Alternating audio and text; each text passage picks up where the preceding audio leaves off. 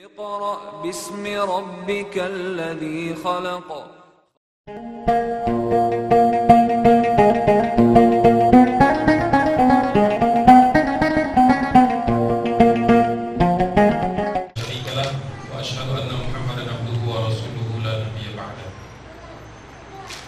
Alhamdulillah, segala puji bagi Allah Subhanahu wa taala yang dengan izinnya, dengan taufik dan hidayahnya kita bisa istiqomah untuk bertemu kembali. Bagi yang istiqomah, ini merupakan pertemuan ketiga. Bagi yang baru masuk atau baru datang, ahlan wa sahlan.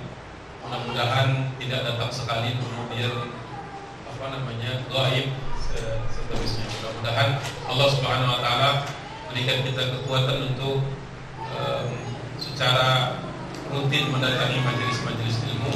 Mudah-mudahan Allah Subhanahu wa taala memberikan keberkahan kepada kita semua. Amin ya rabbal alamin.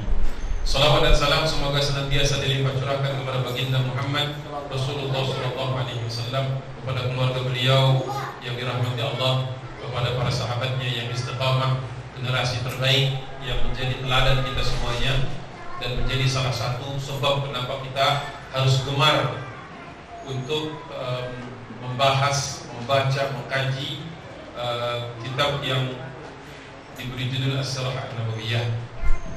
Kepada para tabi'in yang mengikuti generasi-generasi setelah sahabat, tabi'ut tabi'in, generasi setelah tabi'in, wa man tabi'ahum bi ihsanin ila yaumiddin, dan generasi-generasi setelah itu yang terus mengikuti jejak-jejak kebaikan, jejak kebenaran, dan melakukan apa yang mereka harus lakukan di zamannya masing-masing, bi ihsanin ila yaumiddin, dengan kebaikan-kebaikan, keutamaan-keutamaan sampai dengan hari kiamat. Amin ya rabbal alamin.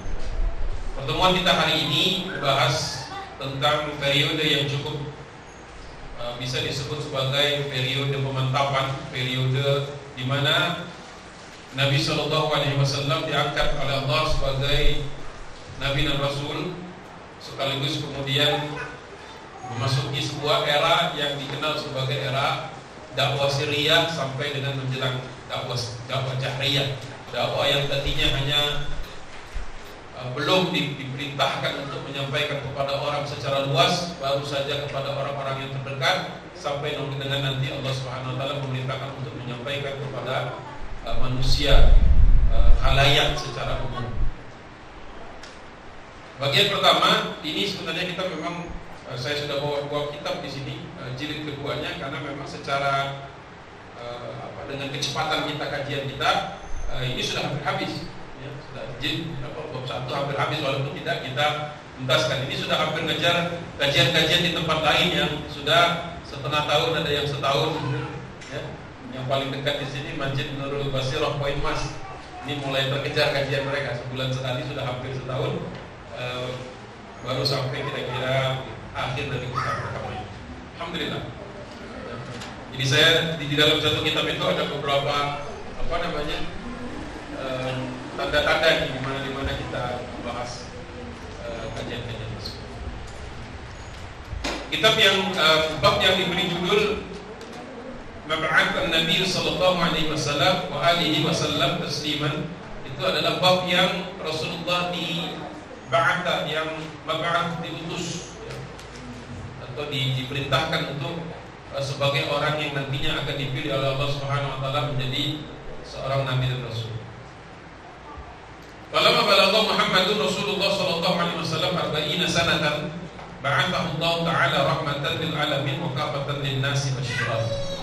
Kalimat pembukanya, ketika Rasulullah sudah sampai kepada usia 40 sanah, 40 tahun. Usia 40 tahun, ba'athahu Allah taala, diutuslah dia, diutus oleh Allah Subhanahu wa taala rahmatan lil alamin, menjadi rahmat bagi seluruh alam. Jadi tugas Nabi bukan sekedar mendakwahi orang yang mau didakwahi, bukan sekedar membina kaum muslimin, tetapi juga melakukan pendekatan, menghampiri, menyampaikan kebenaran ini pada seluruh alam, pada seluruh alam. Wa kafatan lin nasi basyiran, dan memberikan kabar gembira bagi orang-orang yang nantinya mau beriman. Jadi artinya kalau untuk orang yang beriman kabar gembira, sebaliknya orang yang tidak mau beriman kabar buruk. Jadi kita haruslah mensyukuri bahwasanya kita ini sudah terpanggil, walaupun kita tidak pernah bertemu Nabi. Dahulu orang ketemu Nabi aja tidak beriman. Sekarang kita tidak bertemu Nabi, tapi beriman kepada Allah Subhanahu wa taala. Patut disyukuri dan patut diingat-ingat supaya dipelihara ini. Jadi tidak kita lepaskan. Jadi anak-anak kita pun kita rawat. Mumpung kita masih sehat, mumpung kita masih kuat, mumpung pengajian itu dekat rumah, mumpung pengajian itu bahkan mungkin ya, bayangkan kalau teman-teman kita di Gorontalo, teman-teman kita di Palu, teman-teman kita, saudara-saudara kita di Nusa Tenggara Timur, untuk mendatangi pengajian itu harus ratusan kilometer, pakai motor, keluar dari hutan, masuk hutan, keluar lagi untuk mendatangi majelis taklim. Sekarang kita jalan sedikit kan dari rumah, buka pintu sedikit, ya kalau mau naik motor nggak nyampe 5 menit sudah sampai. Itu pun kadang-kadang masih saja kita terlena. Ya, banyak sekali urusan-urusan yang lain sehingga tidak datang. Wa kana Allah tabaraka wa ta'ala qad akhadha al-mithaqa 'ala kulli nabiyyin ba'athahu qablahu bil imani bi wa tasdiqi lahu wa nasri lahu 'ala man khalafa. Jadi bahasa berikutnya adalah sesungguhnya Allah Subhanahu wa taala sudah mengambil perjanjian setiap nabi yang pernah diutus qablahu sebelum Nabi Muhammad SAW sudah ada nabi-nabi sebelumnya. Ini bukan kejadian pertama. Nanti kalau kita sampai Isra Mi'raj, ketika Buraq itu hendak dinaiki Nabi, itu kan sempat menarik diri dia. Sampai kemudian diceritakan dan dikisahkan Jibril alaihissalam itu mengatakan, wahai Buraq, kenapa engkau melakukan itu? Sesungguhnya laki-laki lain, ya, atau maksudnya nabi-nabi lain yang pernah diperjalankan dengan Buraq itu dulu semuanya tidak ada yang lebih baik, lebih dihormati ketimbang laki-laki ini, maksudnya Muhammad sallallahu alaihi wasallam. Jadi yang pernah naik Buraq itu bukan hanya Rasulullah sallallahu alaihi wasallam menurut narasi Ibnu Hisham, tetapi yang sampai kabarnya kepada kita hanya Nabi sallallahu alaihi wasallam. Jadi begitu. Kenapa kemudian ba'athahu ya kullu nabi ba'athahu qablahu bil iman ini. Jadi semua nabi-nabi sebelumnya itu sudah dikasih informasi untuk beriman kepada suatu momen di mana nanti akan ada nabi lain, nabi sebagai penutup, penyempurna, penutup khatamul anbiya wal mursalin, penutup rentetan keluarga besar nabi-nabi dan para rasul. Oleh sebab itulah di peristiwa Isra Mi'raj itu walaupun disebutkan ketemu Ibrahim alaihissalam, Musa alaihissalam, Isa alaihissalam dan wa nahurun minal anbiya dan sekelompok nabi-nabi yang lain dikumpulkan oleh Allah Subhanahu wa taala untuk menunjukkan keesaan Allah, kekuatan Allah. Ini dia nih yang saya janji-janjikan. Ini orangnya.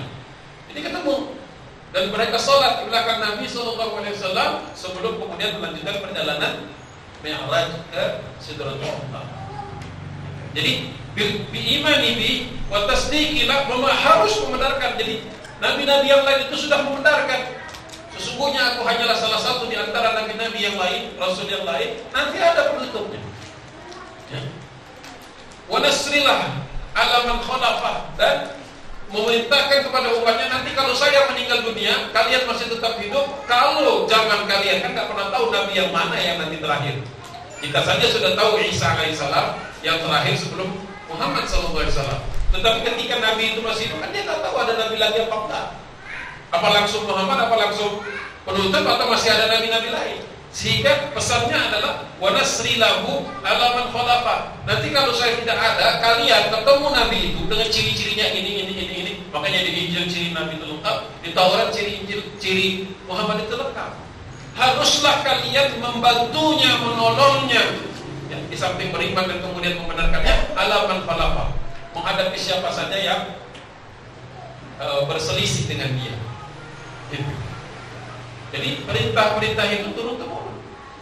Jadi kita perlu mengetahui itu. Jadi tidak bisa kita membeda-bedakan. Makanya nanti ketika Ja'far bin Abu Thalib, ketika dia harus menjawab pertanyaan Najasyi, pertanyaan titipan dari Amr bin As, tanyakan kepada mereka, wahai Najasyi, apa pendapat mereka terhadap Tuhanmu Isa alaihissalam? Isa bin Maryam kalau bahasanya. Jadi jawab kepadanya, karena sesungguhnya Isa itu adalah nabi-nabi dan seterusnya.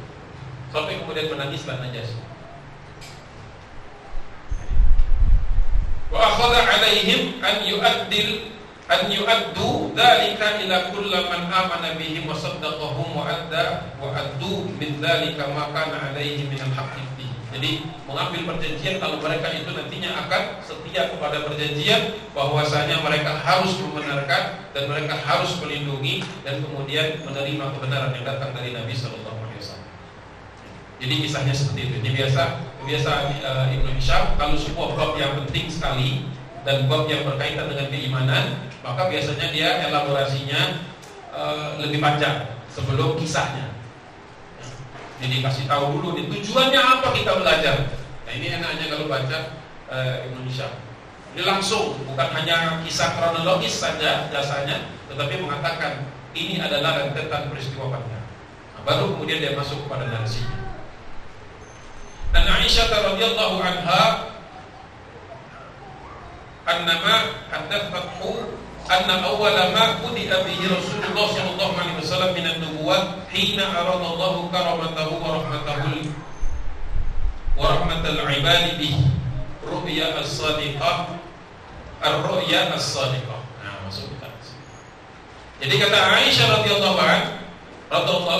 anha bahwa sesungguhnya tanda-tanda awal yang dengannya Rasulullah akan dinubuahkan, akan menjadi seorang nabi membawa risalah, hina aradallah, ketika Allah menginginkan untuk meningkatkan derajatnya dan memberikan rahmat baginya, bagi seluruh hamba-hambanya terdahulu, adalah ar-ru'ya as-sadiqah, mimpi yang dibenarkan. La yara Rasulullah ru'ya fi naumihi illa ja'at kafala bis subhi.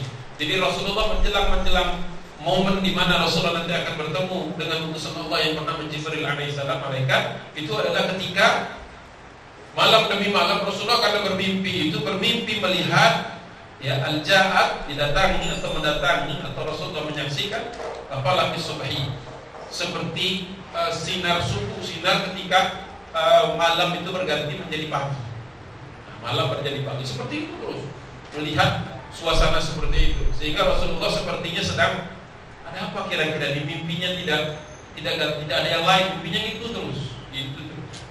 Nah, ini persiapan Allah Subhanahu wa taala. Qala wa habbaballahu taala ilaihi al-khalwah. Setelah itu Allah memasukkan ke dalam hati Nabi kecintaan untuk khalwat. Bukan ikhtilat, khalwat. Khalwah itu maksudnya Rasulullah menyendiri,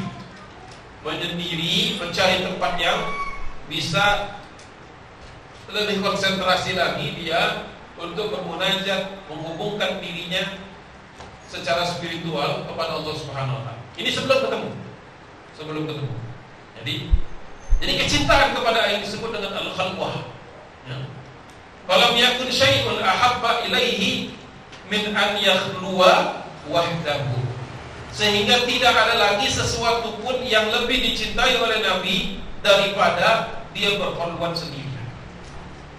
Jadi senang. Biasanya Rasulullah itu ya orang yang biasa, orang yang ketemu dengan manusia, tetapi menjelang dia itu diutus sebagai Rasul, menjelang peristiwa pertemuan dia dengan Jibril alaihissalam, dia lebih senang menyendiri di tahun-tahun terakhir menjelang kenabian. Menyendiri maksudnya, menyendiri. Karena idza kharaja, sebentar dulu sebelum masuk ke sini, ada hal yang ingin saya sampaikan. Ketika Rasulullah SAW kita mengetahui suka menyendiri, ini juga perlu kita artikan sebagai sebuah proses di mana seorang manusia itu, ini kan kita ambil hikmahnya juga, manusia itu perlu waktu-waktu khusus dia bermunajat kepada Allah. Harus ada waktu-waktu tertentu di mana orang lain tidak tahu, ya, kita kemudian menghidupkan waktu tersebut, dan memang dianjurkan oleh Nabi SAW sepertiga terakhir malam. Ya, jadi bukannya kemudian cari kuat, terus kemudian ngumpet di situ, itu lain lagi. Atau siang-siang hari orang kerja dia masuk ke goa, ini sudah jelas kita ini udah lewat masa-masa itu. Itu sudah dilakukan oleh Nabi SAW ketika dia nanti mencari tempat yang paling adem, yang paling paling sepi. Ya memang beberapa gua di antaranya di Makkah itu banyak gua, tetapi yang dipilih adalah gua Hira karena yang paling terjal, yang paling jauh, dan nanti saya jelaskan kenapanya. Tapi intinya adalah harus ada pada kita itu dan mengajarkan kepada anak kita itu untuk punya waktu-waktu spesial bagi roh kita. Harus ada waktu-waktu spesial. Diajarkan anak itu harus dibangunkan. Gak tega Ustaz, udah nangis, gitu kan capek. Pastilah kalau anak kita ditanya, mau bangun gak? Enggak mau. Mau ke masjid gak? Enggak mau. Jawabannya itu. Keliru pula jawaban nanya kita keliru gitu kan.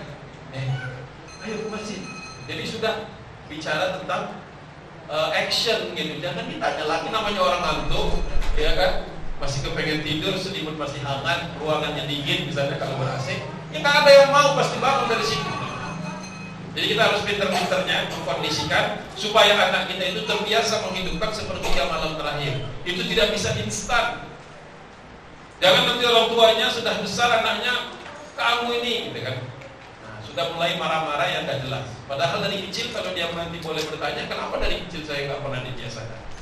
Jadi saya selalu kepada orang-orang kalau kita temui di masjid-masjid itu orang tua yang membawa anak-anak kecil. Membawa anak-anak kecilnya sehingga nanti kalau sudah usia balik dia sudah tidak perlu lagi dikesah.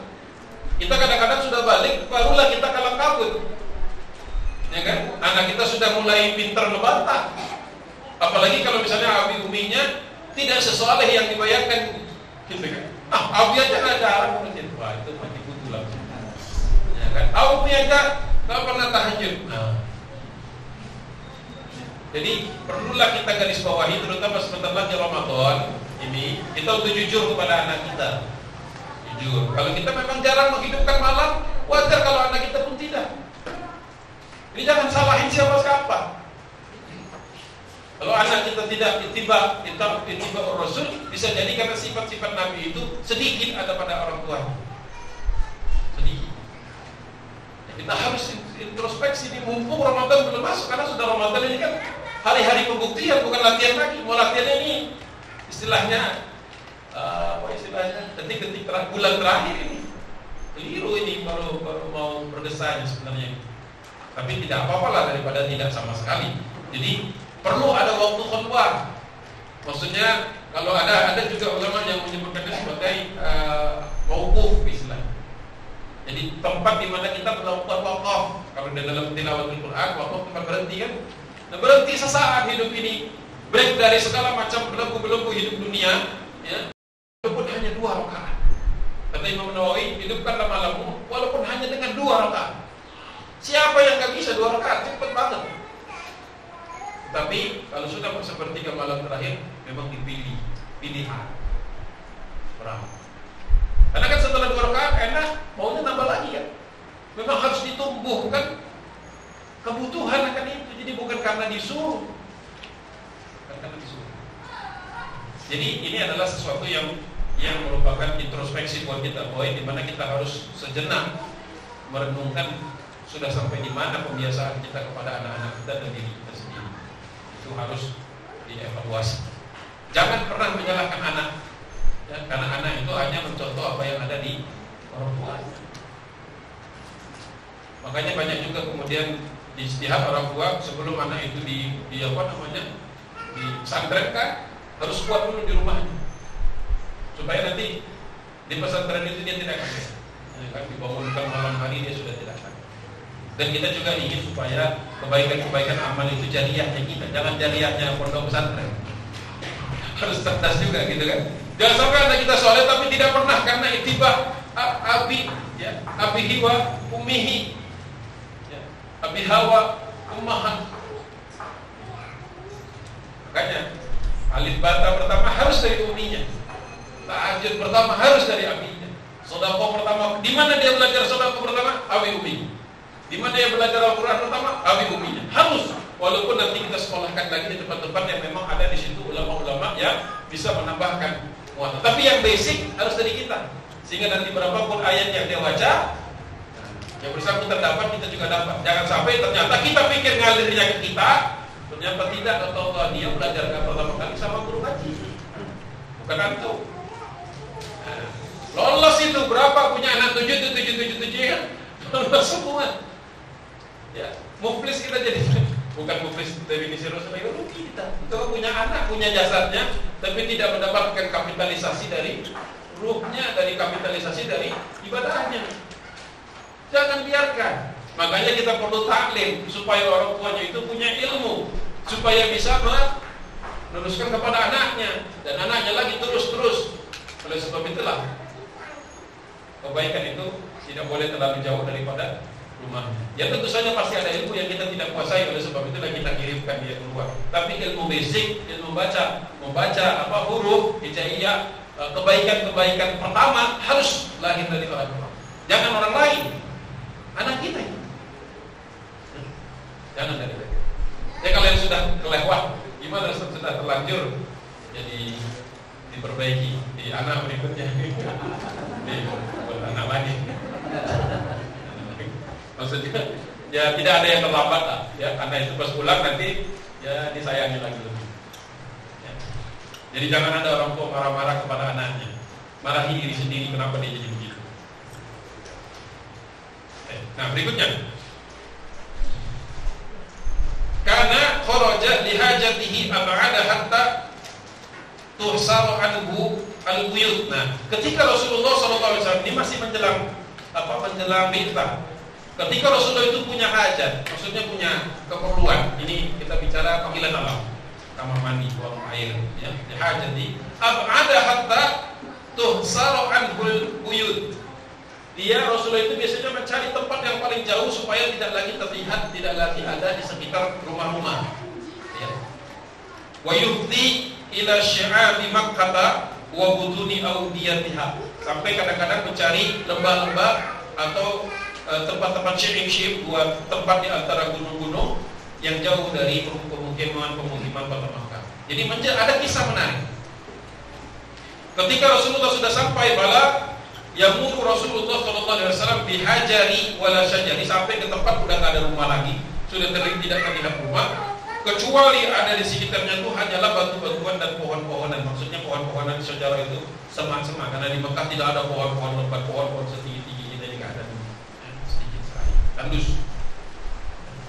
Illa qal, ketika Rasulullah sudah mau buang hajatnya, sudah jauh, tidak ada orang lagi, dipastikan tidak ada manusia yang lain kecuali Nabi. Ada yang mengatakan Assalamualaikum ya Rasulullah. Kaget Rasulullah. Kemudian Rasulullah berkata, fayaltafitu Rasulullah sallallahu alaihi wasallam haulahu. Ini perkataan dari Aisyah tadi, ya, menunjukkan Rasulullah itu melihat, mencoba mencari di mana sumber bunyi tadi, sumber salam tadi, haulahu, di sekitarnya. Ya, wa an yaminihi, dia melihat ke kanan, wa shimalihi, ke kiri, wa khalfahu, melihat ke belakang. Fala yara, tidaklah dia temukan, tidaklah dia lihat illa syajarata wal hijarah, illa syajarah wal hijarah. Tidak ada selain batu dan pohon. Jadi supaya terbiasa ini, Allah membiasakan nanti akan mendengarkan suara-suara di mana tidak ada orang lain. Jadi sebelum nanti kejadiannya di Gua Hira, di tempat-tempat umum dulu, tetapi Rasulullah sendirian. Tetapi Rasulullah merasa tenang. Wa makatha Rasulullah SAW kadzalika yara wa yasma. Itu terjadi bukan sekali, terus-terusan. Jadi setiap kali Rasulullah sendirian keluar dari kota Makkah, ada saja, kalau bukan batu-batu besar, jangan dibayangkan tinggi ya. Batu-batu besar, pohon-pohon, semak-semak, kalau Rasulullah lewat menjelang bi'tah, bukan terus-terusnya, menjelang bi'tah saja, Assalamualaikum ya Rasulullah. Jadi Rasulullah sudah kenal namanya bakal jadi Rasul, tapi belum tahu persisnya apa ini. Masya Allah yang kutha. Ya itu memang Allah sudah takdirkan Rasulullah itu akan disapa oleh makhluk-makhluk yang lain sebagai bukti kebesaran Allah Subhanahu wa taala. Tsumma ja'ahu Jibril bima ja'ahu min karamatillah. Sampai kemudian nanti Rasulullah dianggap sudah siap untuk kalau ketemu Jibril alaihi salam, karena suaranya mungkin lebih menggelegar daripada batu-batuan dan pohon-pohon ini. Pelajarannya waktu pertama kali saya ceritakan ini, jangan penakut. Kalau suatu saat itu lagi lagi sendirian di masjid berwudu, tiba-tiba Assalamualaikum Pak Budik, ternyata ada Pak yang di masjid lagi wudu. Kaget kita, kirain ada di luar, kaget, ternyata ada dari sini. Artinya begini, bahwasanya kita mengetahui makhluk-makhluk hidup yang lain itu adalah hamba-hamba Allah. Karena kita ini nobody, bukan bukan orang spesial, maka tidak diizinkan mereka itu berbicara sama kita. Tetapi kita harus yakini kalau makhluk-makhluk yang lain ini hidup. Kan ada orang kadang-kadang kan mau buang air, sembunyi-sembunyi lari ke pohon. Mendatangi makhluk itu. Dia pikir dia nggak kelihatan, nggak ketahuan. Padahal sebenarnya dia sedang membuang hajat di salah satu makhluk Allah. Hanya saja dia tidak diizinkan ngomong. Kalau diizinkan ngomong atau bergerak sudah bersalah. Artinya ada keyakinan kita muraqabatullah. Bahwasanya jangankan Allah yang maha melihat, yang bisa melihat semua, makhluk-makhluk Allah ada. Ketika kita ingin melakukan satu dosa, kita pikir tidak ada yang melihat, padahal ada cicak di situ. Padahal ada lalat. Padahal ada semut. Apalagi kemudian kita yakin ada Raqib dan Atid, wakil. Allah sudah mencatat seluruh. Artinya kita bukan nabi, jelas. Tentu saja kita bukan nabi sallallahu alaihi wasallam. Kita bukan siapa-siapa. Lebih lagi kita harus lebih khawatir lagi, lebih takut lagi kepada Allah Subhanahu wa taala. Baik dalam kondisi kita sedang ramai maupun kondisi kita sedang sendirian. Ada banyak orang yang bisa menjaga dirinya dari kejahatan ketika di tempat ramai, tetapi ketika sendirian, Allah a'lam. Jadi, marilah sama-sama kita mengevaluasi diri kita supaya kita kemudian menjadi orang yang takut kepada Allah Subhanahu wa taala, dilihat maupun tidak dilihat manusia. Karena kita sadar makhluk Allah yang lain itu banyak, cuma kita tidak sanggup saja untuk melihat itu.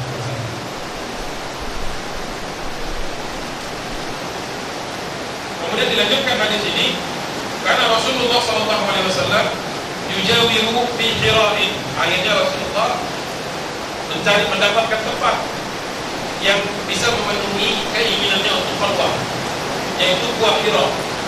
Ya, Gua Hira. Wa kana dzalika mimma tahannutu bi Quraisy. Tahannutu bihi Quraisy fil jahiliyah. Wa tahannut at-tabarruk. Jadi di tempat inilah atau sesuatu yang dilakukan oleh Nabi ketika berkhutbah itu sebenarnya bukan sesuatu barang baru juga. Karena sesungguhnya dulu orang-orang suci, orang-orang yang tidak terbawa-bawa jahiliyah di kalangan Quraisy sering juga menyendiri. Tetapi bukan karena perintah Allah. Nah, kalau Nabi ini spesial, berkhutbahnya nanti menjadikan dia bertemu dengan makhluk Allah yang suci, yaitu Jibril alaihissalam. Tetapi perbuatan ini disebut di zaman orang-orang Arab waktu itu disebut tahannut. Mana di sini? Enggak ada di sini. Ada tahannut. Nah, tahannut itu aslinya tahannut dari asal kata Hanafa atau Hanafiyah yang artinya juga orang-orang hanif, orang-orang lurus. Jadi ada masa di mana antara Nabi terakhir dengan Nabi Muhammad SAW itu cukup panjang, tidak ada Nabi. Sehingga orang-orang ini kehilangan masa orang-orang yang kemudian disebut fatrah, orang-orang yang kemudian tidak punya pegangan. Nah, di antara mereka tetap mencoba menjaga kebersihan hatinya. Dan di antaranya di sini adalah dengan suatu pekerjaan yang disebut dengan tahannut atau tahannut, artinya tabarrur. Barro itu artinya orang yang mendharma baktikan, orang yang mencurahkan energinya, waktunya kepada Allah Subhanahu wa taala. Jadi betul-betul ingin mencari ketenangan, ingin mendapatkan petunjuk dari Allah Subhanahu wa taala. Kalau sekarang mungkin tidak perlu ke gua-gua, cukup datang kepada pengajian, datang aja orang-orang yang belum beriman itu kepada pengajian, ya, terutama yang dilakukan atau diselenggarakan oleh teman-teman kita yang mualaf, maka itu adalah bentuk kita menolong dia untuk bertemu Allah Subhanahu wa taala, alias kalau zaman dahulu disebut tahannut atau tahannuf atau tabarrur. Asal katanya barro. Jadi Rasulullah melakukan itu.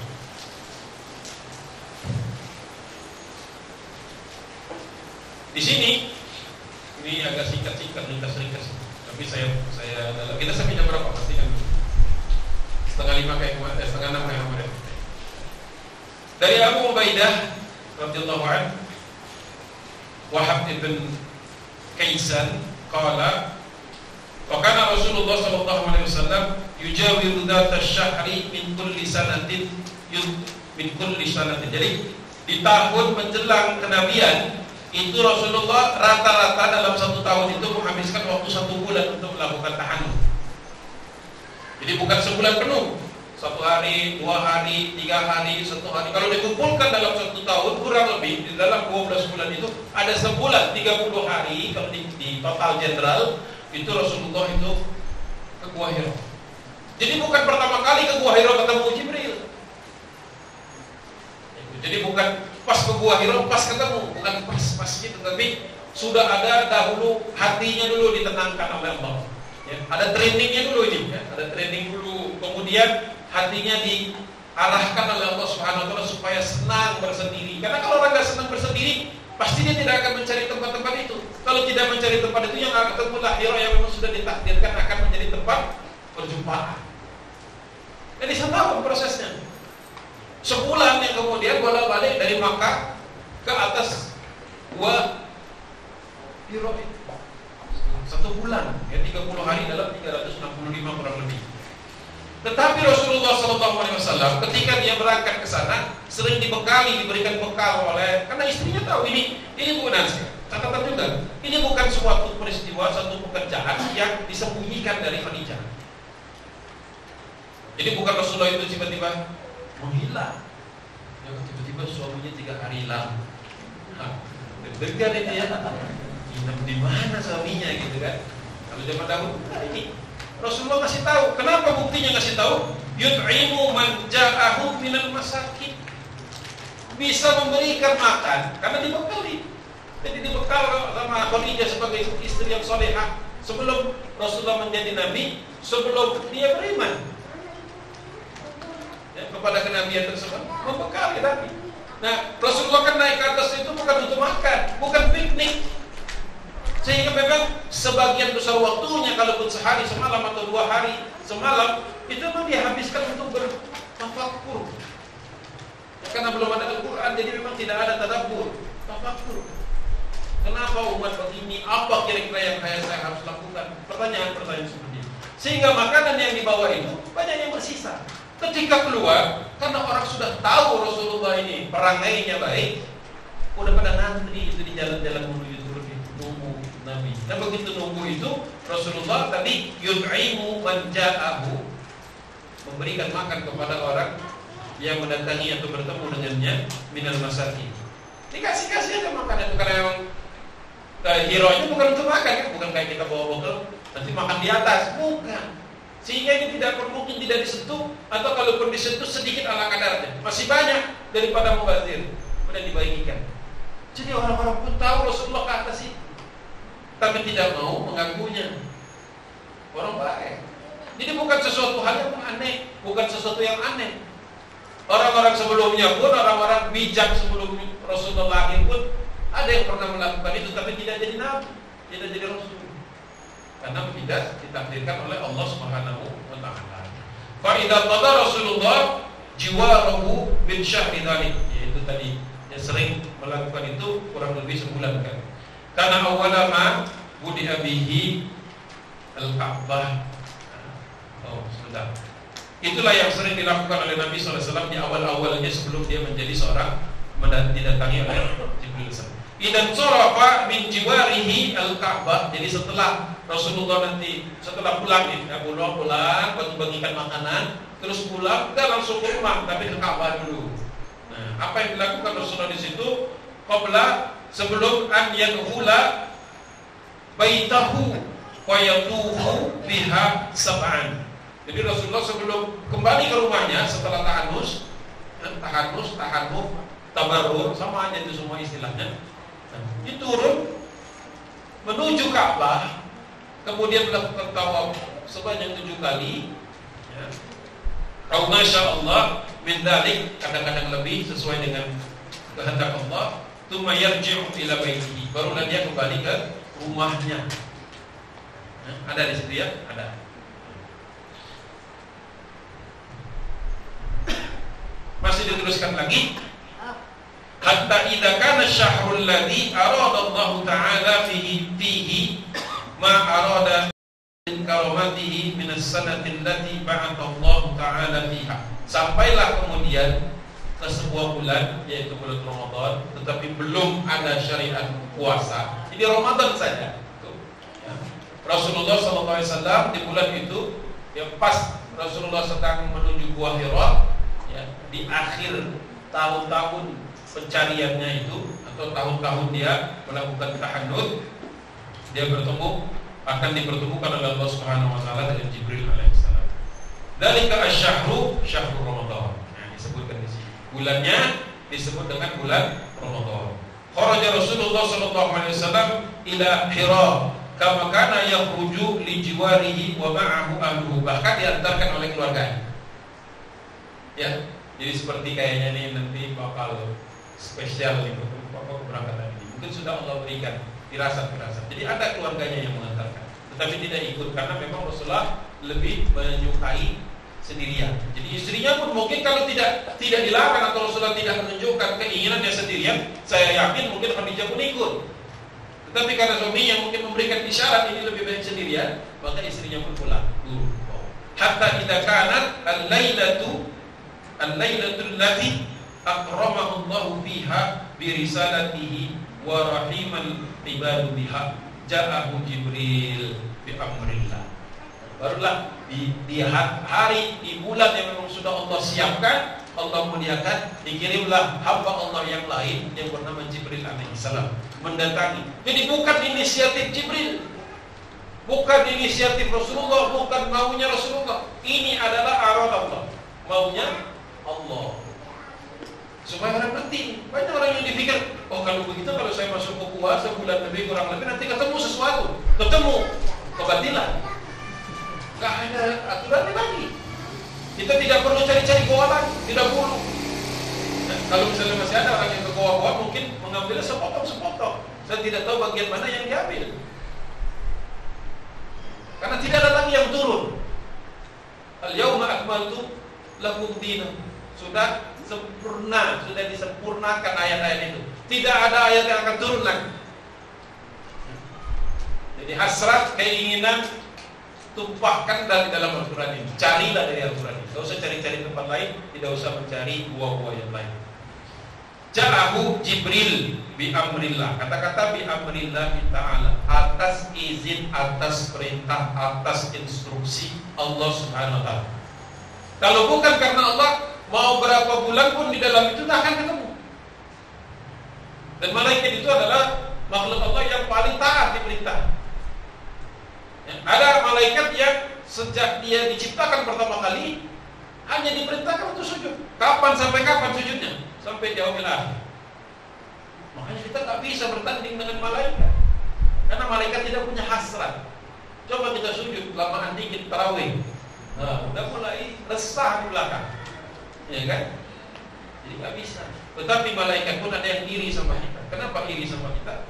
Karena kita tidak diperintah saja sujud. Kalau mereka pasti diperintah dulu, kalau kita tidak perintah tidak ada kan sujud. Hebatnya di situ manusia. Jadi kalaupun sujud kita itu belum sepanjangnya Nabi, kaki kita belum bengkak sebagaimana bengkaknya kaki Nabi, karena banyak menghidupkan salat-salat malam. Tetapi yakinlah ketika ibadah itu dilakukan karena Allah, lillah, billah, ilallah, maka malaikat pun iri sama kita. Kan dibilang hebat sekali manusia itu. Padahal ada pilihan untuk tidak sujud, tapi mau sujud. Kalau malaikat kata Allah sujud, gak ada berita lain, terus sampai ya benar. Ada 70.000 setiap hari diciptakan malaikat, 70.000 hanya untuk sujud. Jadi kita belum apa-apa sujud kita. Tetapi kalau ikhlas karena Allah Subhanahu Wa Taala, iri itu malaikat. Yang paling membuat iri para malaikat tawaf. Nah nanti kalau sudah di Makkah, waktu mau berangkat semangat tawaf. Sampai di sana banyak sekali hambatan di alam tawaf. Makanya banyak orang lebih senang di hotel. Kalau bukan iman mati sahabat berangkat, ya kan? Berangkat, jadi kan? Mau kemana? Mau tawaf? Tawaf lagi. Jadi jalannya begitu. Ya tawaf itu masa banyak-banyaknya. Begitu. Jadi, masya Allah. Kalau Rasulullah SAW, Faja'ani Jibril wa ana naimun. Jadi ketika Jibril datang itu aku dalam posisi tertidur. Setelah itu Rasulullah terbangun binamti min dibaj fihi kitab, membawa sebuah selembar kain yang disebut dibaj. Di dalam kain itu ada tulisan. Tulisan itu tidak bisa dibaca Nabi. Faqal iqra. Qal qultu ma aqra. Jadi kata Rasulullah waktu ditantang, diperintahkan oleh Jibril alaihissalam, bacalah. Aku nggak bisa baca.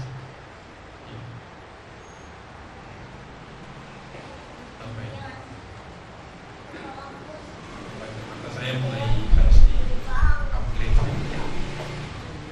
Bagan nani atau gananti. Faqadni bihi hatta dhanantu annahu al-maut, thumma arsalani. Kemudian aku didekap oleh Jibril alaihissalam hatta dhanantu, sampai aku mengira annahul maut, aku akan mati. Jadi ketika diperintahkan iqra, kata Rasulullah ma aqra, aku gak bisa baca. Didekap oleh Jibril sampai mungkin sesak, sampai Rasulullah menduga mati deh. Hatta dhanantu al-maut, sampai aku menduga sebentar lagi ketemu maut. Thumma arsal, setelah itu dilepas. Apa yang dilakukan berikutnya? Iqra, ma aqra, terulang lagi. Itu lagi iqra, berubah Rasulullah ngomongnya. Mata aqra, apa yang harus kubaca? Itu yang ketiga kalinya. Didekap lagi, mata aqra, baru yang 5 kalinya Jibril iqra bismi rabbikal ladzi khalaq, khalaqal insana min 'alaq, wa rabbukal akram, sampai akhir ayat. Jadi prosesinya itu seperti itu. Enggak langsung tiba-tiba bisa. Bukan langsung iqra bismi rabbikal ladzi khalaq, tapi iqra ma aqra, iqra ma aqra, iqra mada aqra, apa yang aku harus baca? Dilengkap lagi, iqra mada aqra, baru yang kelima iqra bismi rabbikal ladzi khalaq. Nah, kemudian Rasulullah mengatakan, "Tumantaha sarafa anni wa hababtu min naumi faka'annama katabat di qalbi kitab." Setelah itu aku seperti baru bangun dari tidur, dan ayat itu sudah dituliskan di dalam hati. Artinya Rasulullah langsung hafal apa itu. Ya, dalam kita Masya Allah harus dibaca berkali-kali karena kita ini pelupa. Al-insan an-nisyan, pelupa.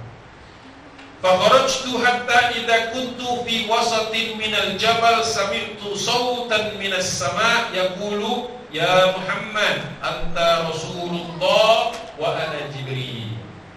Setelah selesai proses itu Rasulullah terbangun, Rasulullah langsung keluar karena Gua Hira itu kan kecil bagi yang pernah ke sana. Langsung keluar. Ketika keluar Rasulullah, ketika aku di luar, di tengah-tengah ya posisinya itu, di tengah-tengah gunung atau di atas gunung, ya, tidak paling atasnya. Aku mendengar satu perkataan dari langit yang mengatakan, ya Muhammad anta Rasulullah wa ana Jibril. Wahai Muhammad, engkau secara resmi hari ini adalah Rasulnya Allah, sedangkan aku adalah Jibril. Jadi kepake itu training ketika Rasulullah Assalamualaikum ya Rasul. Sudah tidak lagi terlalu takut, walaupun tetap saja karena ini makhluknya yang berbeda. Kalau yang tadi cuma ngomong, yang ini merintah, mendekat, perintah mendekat, sampai kemudian ngajar. Jadi makhluknya kalau yang sebelumnya tidak bersentuhan, yang ini makhluknya mencekram. Jadi Rasulullah keringatan dingin, cukup shock ya, cukup apa istilahnya terkaget, ya bukan shock yang takut begitu, terkaget kan? Farafa'tu ra'si, kemudian aku mengangkat kepalaku, kata Rasulullah, ila samai anzuru, melihat ke langit untuk melihat. Fa idza Jibrilu fi suratin rajul sawabun faqadamaihi fi ufuqis sama. Masyaallah. Aku melihat Jibril dalam bentuk laki-laki yang kemudian kedua kakinya itu memenuhi ufuk, memenuhi horizon langit besar yang bisa lihat hanya Rasulullah. Jadi diwujudkan dalam posisi seperti itu. Yaqul ya Muhammad anta Rasulullah wa ana Jibril. Sekali lagi dikatakan, wahai Muhammad, kamu itu Rasulnya Allah, aku ini Jibril.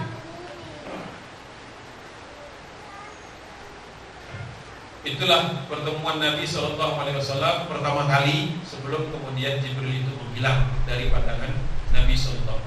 Fala anzuru fi nahiyatin minha illa ra'aitu kadzalik. Kemana-mana Rasulullah melihat ke sana juga ada Jibril. Jadi saking besarnya atau saking banyaknya gambaran-gambaran tersebut, Rasulullah melihat kemanapun yang dilihat hanyalah Jibril. Hatta ba'athat Khadijatu. Nah, ini masuk ke bab berikutnya. Masih dari Ubaid bin Umair radhiyallahu anhu menceritakan, sampai ketika aku ketemu dengan Khadijah, maksudnya begini. Sebelum ketemu dengan Khadijah, kan di sini wan saraftu raji'an ila ahli. Ternyata ketika Rasulullah itu ternyata waktunya di dalam gua Hira itu lebih lama daripada biasanya. Ba'atat Khadijah itu rusulaha fi talabi. Khadijah itu mengirim orang-orang untuk mencarinya. Mencari Nabi. Rasulullah enggak balik-balik nih. Biasanya sudah pulang jam segini atau waktu ini. Fabalaghu alayya Makkah, sampai ke tempat-tempat yang tinggi di Makkah. Waraja'u ilaiha, dan ketika dia kembali kepada Khadijah tidak ditemukan. Jadi enggak ada. Di Hira itu tidak ada katanya. Karena Rasulullah kan keluar dari Hira mencari Jibril tadi kemana. Jadi ada waktu selang waktu di mana orang tidak menemukannya. Wan saraftu raji'an ila ahli hatta ataitu Khadijah. Nah, barulah ketika aku kembali ke rumahku, aku bertemu Khadijah, fajalastu ila fahidiha mudhifan ilaiha. Aku kemudian bersandar di pahanya Khadijah. Jadi Rasulullah setelah pertemuan dengan Jibril alaihi salam itu menyandarkan dirinya kepada Khadijah radhiyallahu anha. Faqalat ya Abul Qasim, aina kunta? Engkau kemana saja wahai Abu Qasim? Panggilan mesra. Ini ibu-ibu kalau manggil suaminya mesra. Kalau kemana suaminya juga memanggil istrinya harus mesra. Jangan lo gitu. Ya, kalau awal-awal nikah mungkin itu. Makin lama menikahnya makin mesra lagi panggilannya, karena sudah kenal. Jangan makin lama menikah makin enggak manggil namanya lagi. Ini sini ya Abul Qasim, bukan ya Muhammad. Wahai bapaknya si Anu. Apapun panggilan itu, mungkin ada panggilan secret di antara mereka berdua saja, panggillah, biasakan seperti itu. Wallahi laqad ba'athtu rusuli fi talabik. Aku sudah mengutus orang untuk mencarimu, memanggilmu, untuk membawa pulang, tapi tidak ada satupun yang aku temui. Kemudian tsumma haddatsuha billadzi ra'aitu. Rasulullah menceritakan seluruh yang Rasulullah alami di Gua Hira sebagaimana yang aku lihat, kata Rasulullah. Faqalat, jawaban Khadijah, abshir ya ibn am, ya, wathbut, ya, bergembiralah wahai anak pamanku, karena memang masih ada jalur secara nasab masih jauh. Wathbut, dan sabarlah, ya, tabatlah. Wathbut. Walladzi nafsu Khadijah biyadihi, demi yang jiwa Khadijah ada di tangannya, inni la arju an takuna nabiyyun hadhihi ummati. Sesungguhnya ya, aku berharap suami istrinya penuh harap, mendukung bahwasanya engkau akan dijadikan nabi bagi umat ini. Ini kisah menarik. Jadi ketika Rasulullah SAW mendapatkan satu tanggung jawab yang besar, ya, memikul tanggung jawab yang besar, ketika dia pulang ke rumahnya, dia mendapatkan rumahnya itu support, memberikan support dukung. Jadi suami mendukung istrinya dalam melaksanakan tugas-tugasnya, istrinya mendukung suaminya dalam melakukan tugas-tugasnya. Suami dan istri mendukung anak-anaknya supaya nanti suatu saat punggungnya kuat untuk memikul beban-beban dakwah. Ya, seterusnya. Jadi memang di rumah itu ditemukan kekuatan-kekuatan. Bukan rumah yang isinya cekcok, bukan rumah yang isinya saling menegasikan, saling merendahkan. Haruslah rumah itu, karena kita akan menyebut setiap rumah kita itu baiti jannati, haruslah merupakan seperti jannahnya Nabi ketika dalam kondisi dia masih setengah belum bisa mengekspresikan semua yang dia alami itu kepada istrinya. Istrinya juga tidak bisa melihat apa yang dia lihat. Tetapi ya, di atas kekhawatiran, di atas pengalaman atau perasaan yang dialami Nabi, istrinya mendahulukan husnuzon kepada suami. Bukan langsung ekspresinya itu bukan takut. Ekspresi istrinya itu bukanlah suatu hal yang kemudian hati-hati. Siapa itu? Jangan-jangan membahayakan. Tidak, tapi justru bersabarlah, bergembiralah dan bersiap-siaplah. Bersiap-siaga. Jangan bersiap-siagalah. Jadi kayak sponsor. Tapi bersiap-siaplah akan tugas-tugas itu. Masya Allah. Bayangkan kalau kemudian nggak bisa dibayangkan. Jadi Khadijah itu memang sudah ditempatkan oleh Allah Subhanahu Wa Taala tepat di pada posisinya. Satu-satunya wanita yang paling siap untuk menjadi istri seorang nabi.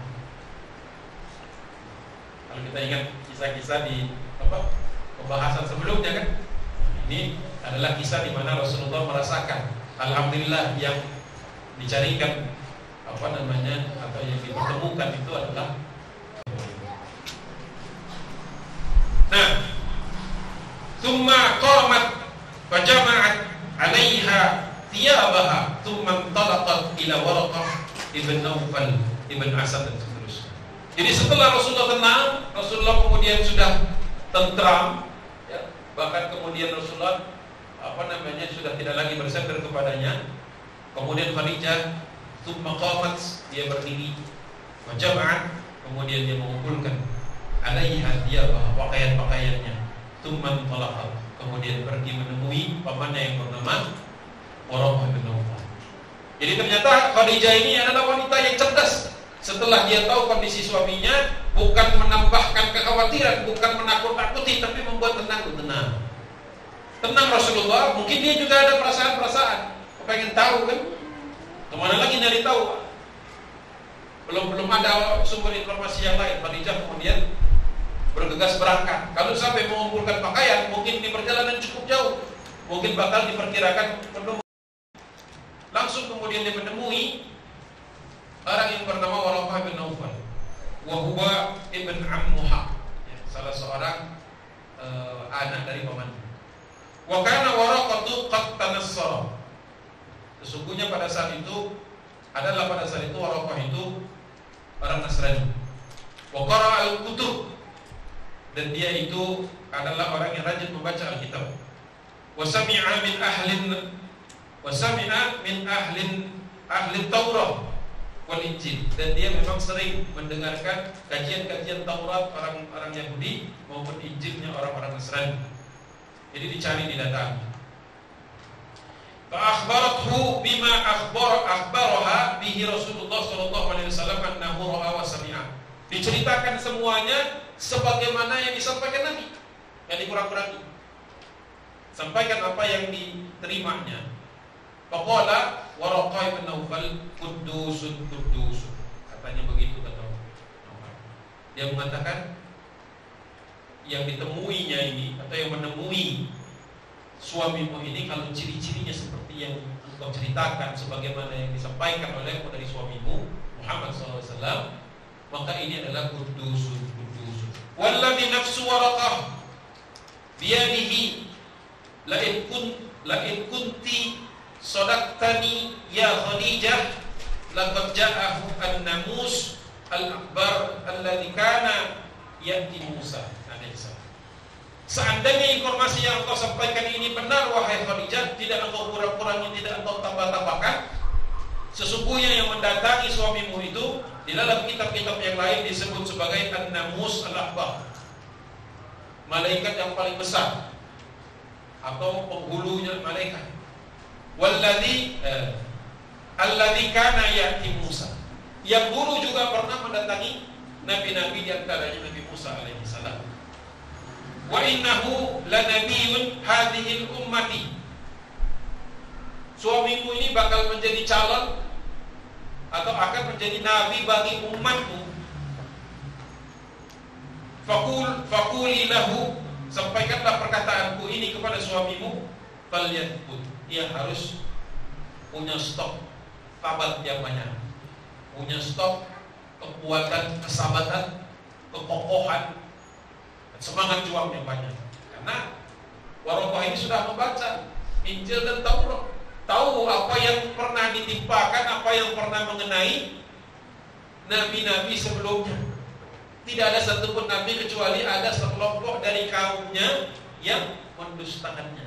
Makanya pesan pertamanya bukan kata-kata yang lain, tetapi kata-katanya falyasbut, sabar. Bukan sekedar sabar. Sabar itu lebih di atas sabar itu tingkat. Nah, ini kita renungkan sebentar.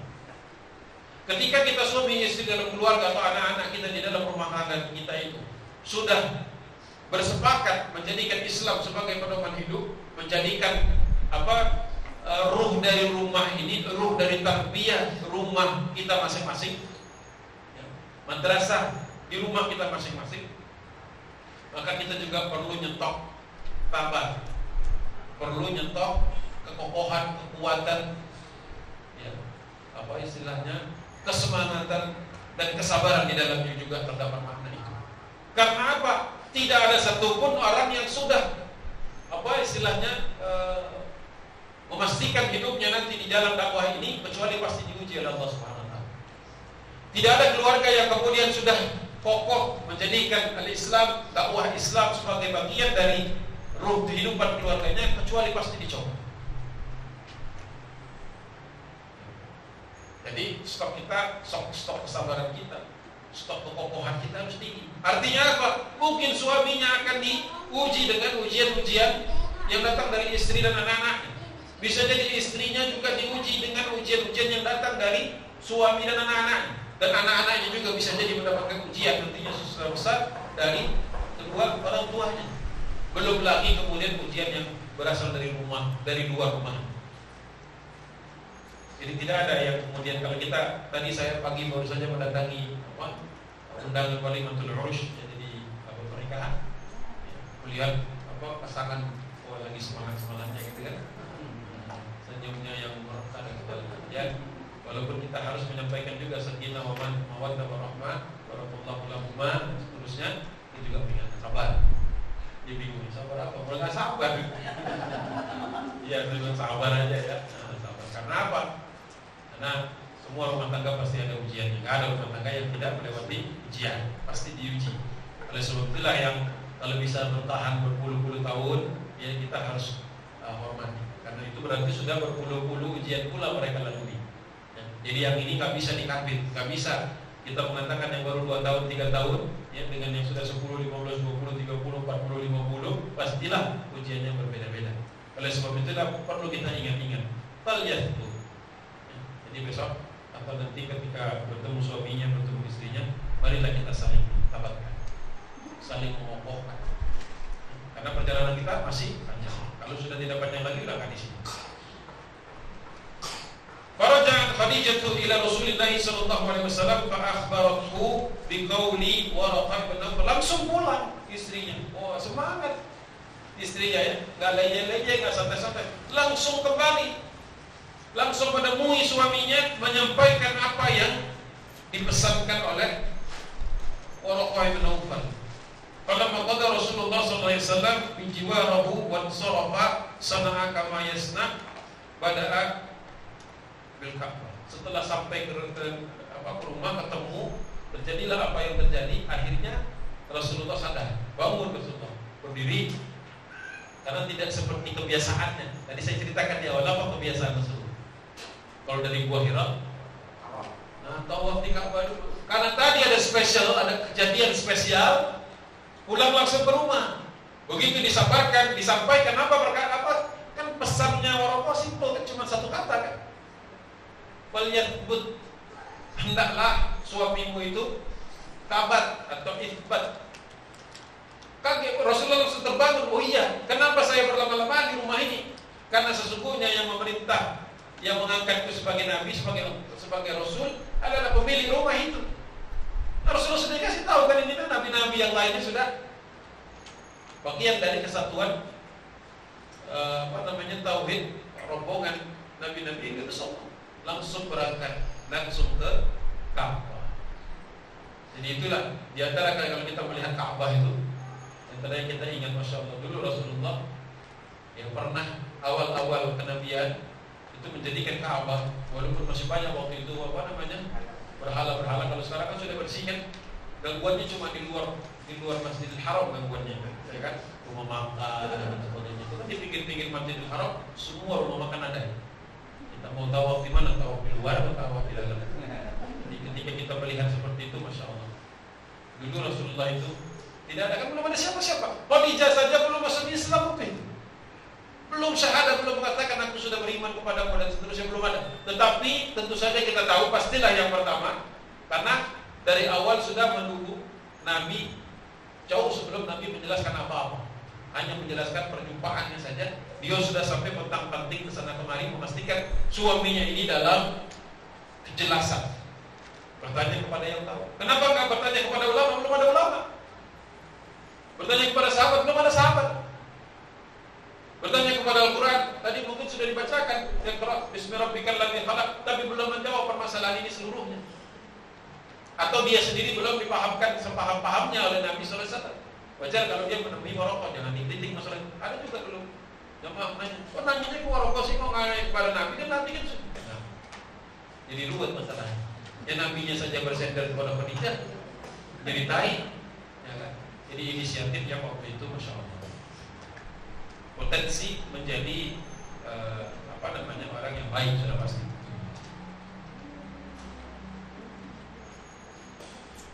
Jadi dia kembali, ya, foto Fatihah. Nah tadi, tawaf mengelilingi Ka'bah. Esokan harinya Warokoh mencari-cari. Walakiyahu Warokoh ibn Naufal wa huwa yatufu bil Ka'bah. Besok harinya Rasulullah masih tawaf. Jadi Rasulullah nampaknya meningkatkan intensitas tawafnya, ya, meningkatkan itu. Jadi ketika kita dapat tugas yang besar, maka logikanya adalah meningkatkan intensitas hubungan kita kepada Allah. Ya. Kalau dikasih tambahan tugas, terus ibadahnya sama aja, ya, alamat kehabisan energi. Ya, dapat tugas tambahan, asupan juga tambahan. Sebagaimana kalau kita lari jarak jauh, beda dengan lari jarak dekat. Ya kan, pola makan juga diatur, latihannya juga berbeda.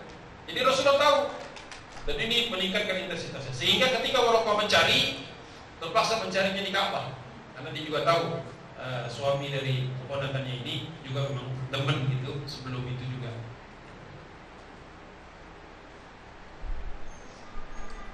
Faqala lahu Warokoh, setelah ketemu dengan Nabi, walladzi nafsu biyadihi. Semua orang kayaknya sumpah ya begini ya.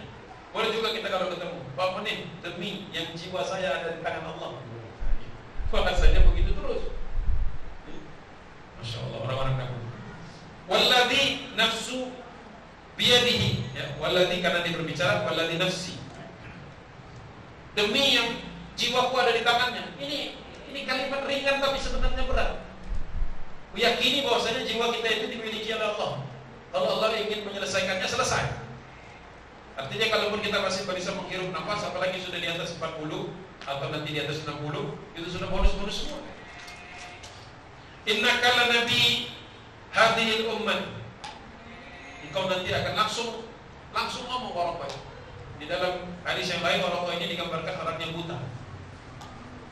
Ini memeluk Nabi, mendatangi Nabi. Walaqad ja'akan namus al-akbar alladzi ja'a Musa. Yang kamu temui tadi itu namanya, kalau di kitab-kitab kami ini, An-Namus al-Akbar, pernah juga menemui Musa. Nah berikutnya ini yang perlu kita, itu kalimat bawah yang paling bawah. Wala tukadzibannahu wala tudayannahu wala tukhrajannahu wala tuqatalannahu. Langsung bicara to the point. Rasulullah langsung dibisikkan oleh dia, engkau pasti akan didustakan, engkau pasti akan diganggu, engkau pasti akan diusir, bahkan engkau pasti akan diperangi. Wala in ana adraktu dzalikal yawma la unsiranna Allahu nasran ya'lamuhu. Jadi dia katakan, seandainya ya, aku itu nantinya. Ini kalimatnya juga. Oh berarti saya belum tulis, belum tambahkan itu di sini. Jadi setelah Warokoh bin Naufal mengatakan engkau pasti akan didustakan, diganggu, engkau pasti diusir dan engkau pasti akan diperangi, ini bukan berarti Warokoh tahu masa depan. tetapi merokok tahu masa lalu, kejadian-kejadian yang pernah menimpa para nabi. Jadi banyak orang keliru dong. Kok merokok tahu sih? Bukan tahu apa yang terjadi kepada nabi, tetapi semua orang yang mendapatkan tanggung jawab sebesar nabi itu pasti akan mengalami pendustaan, gangguan, pengusiran, dan peperangan. Ini perlu kita sampaikan juga kepada anak-anak kita. Hidup mungkin sekarang kelihatannya adem, gak ada masalah apa-apa, tapi sekarang sudah banyak yang mendustakan Islam. Banyak, bahkan menistakan, bukan mendustakan lagi. Apakah sudah mulai banyak yang diganggu? Luar biasa gangguannya. Kita saja tidak merasakannya, alhamdulillah. Di negeri kita ini aman masih sebagian di Indonesia ini. Tetapi provinsi-provinsi tertentu sudah mulai ada gangguan. Apakah ada yang diusir? Banyak yang diusir. Apakah sudah ada yang diperangi? Harus sebenarnya keluar negeri atau jauh-jauh ke Myanmar. Jadi kalau kita tidak memahami 4 sifat ujian dan cobaan dari Allah Subhanahu wa taala ini, terus kita nanti berpikir sudahlah kita tenang-tenang damai-damai aja. Ini keliru memahami as-sirah an-nabawiyah. Kita itu umat Islam itu harus tetap dalam posisi kuat supaya ada damai. Karena satu-satunya kekuatan, satu-satunya agama yang ketika dia besar, yang lain terjaga. Ketika kita lemah, ketika kita jauh dari Islam, ketika kita pikir kita bisa mendapatkan kedamaian hanya dengan diam-diam saja, kemudian jumlah kita dikikis, akidah kita dihancurkan, orang-orang makin banyak yang jauh dari Islam. Perhatikan, di negeri-negeri di mana umat Islam minoritas, di mana umat Islam itu kemudian diganggu, gangguannya makin lama makin. Jadi keliru kalau kita tidak memahami hakikat dari semua. Nah, dikatakan seandainya aku pada hari itu di mana engkau didustakan, diganggu, diusir dan diperangi, itu masih ada. Karena walaupun ini sudah tua, jadi dia khawatir.